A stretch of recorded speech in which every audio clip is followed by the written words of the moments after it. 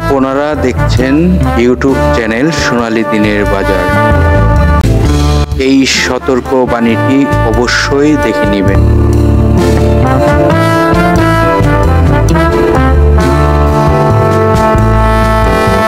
প্রিয় বিনিয়োগকারী ভাই ও বোনেরা, আশা করি আপনারা ভালো আছেন।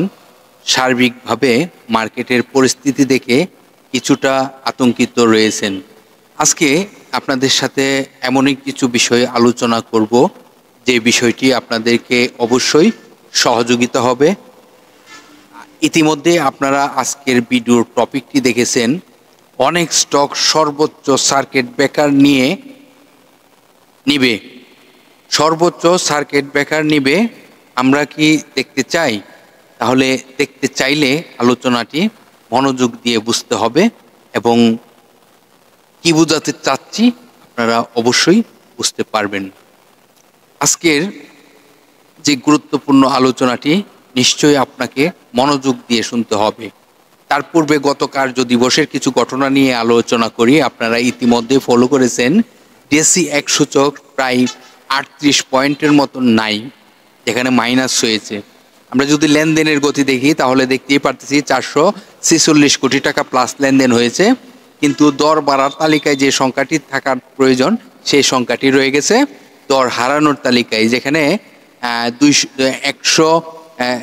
254টি দর হারার তালিকায় ছিল। দর বাড়ার তালিকায় ছিল 96টি কোম্পানি। এটি যদি দর বাড়ার তালিকায় থাকতো তাহলে নিশ্চয়ই আমরা খুবই আনন্দিত থাকতাম। এখন আমরা দেখতে পারলাম যে 43টি কোম্পানি যে প্রাইজে ওপেনিং হয়েছে সেই প্রাইজে ক্লোজিং হয়েছে। মার্কেটে জেনারেল ইন্স্যুরেন্স ছিল প্রথম সেক্টরের দিকে প্রথম অবস্থানে, দ্বিতীয় অবস্থানে ছিল ইঞ্জিনিয়ারিং সেক্টর, তৃতীয় অবস্থানে ছিল ব্যাংক সেক্টর, যদিও 8টি স্টক দর বাড়ার তালিকায় ছিল।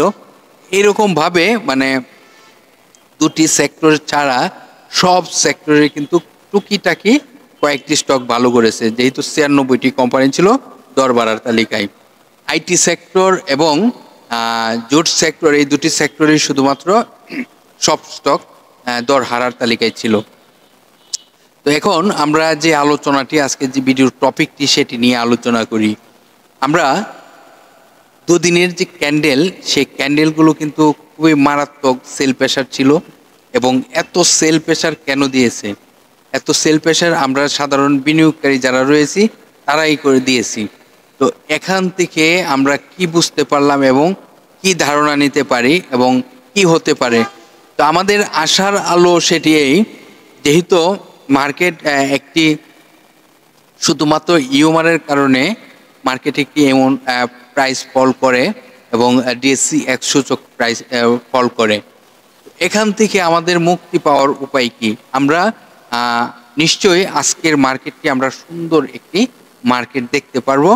আর এই মার্কেটটি যদি এখান থেকে ইউটার্নটি আসে তো আমরা কিন্তু অনেক স্টক সর্বোচ্চ সার্কিট ব্রেকার নিয়ে হল্টেড অবস্থায় দেখতে পারবো। যেমন অনেক স্টক টেক্সটাইলের, অনেক স্টক ইঞ্জিনিয়ারিং সেক্টরের, অনেক স্টক আইটি সেক্টরের, অনেক স্টক লাইফ ইন্স্যুরেন্সের আমরা দেখব যে হল্টেড অবস্থায় রয়েছে অনেক, যেটি আমরা কল্পনা করতে পারি নাই। এখন মার্কেট কি এখান থেকে ঘুরবে?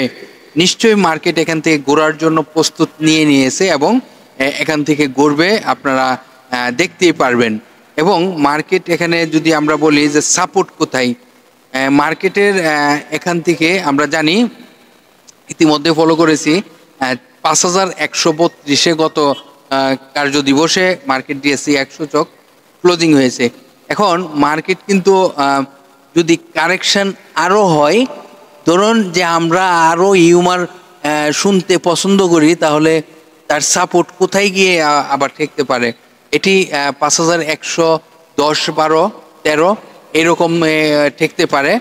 আর যদি আমরা এই গুজবে কান না দিয়ে যে আমাদের ইনভেস্টি রয়েছে সেটি নিয়ে পরিকল্পনা করি, তাহলে ভাববেন যে এখান থেকে আমরা আজকেই মার্কেটের একটা ইউটার্ন দেখব এবং মার্কেটের ইউটার্নটি অনেক সুন্দর একটি পজিশন নেবে।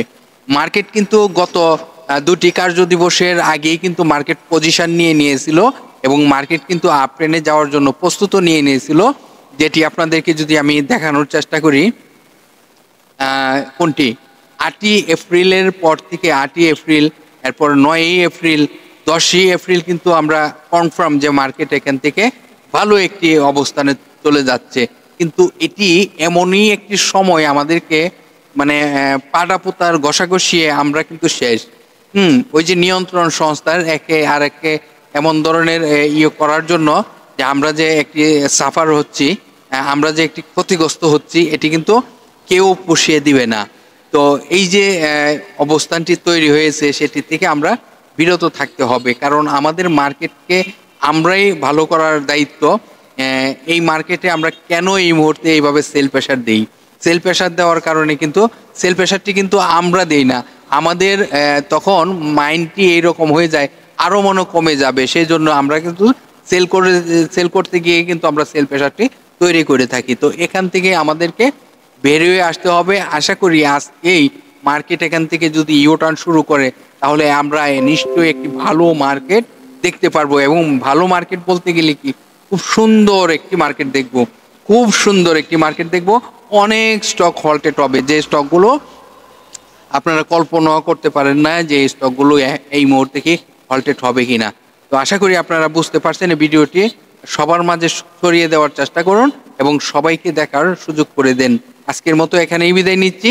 আগামীকাল আরও অনেক গুরুত্বপূর্ণ আলোচনা নিয়ে আসতেছি। ততক্ষণ পর্যন্ত সকলেই ভালো থাকেন, সুস্থ থাকেন।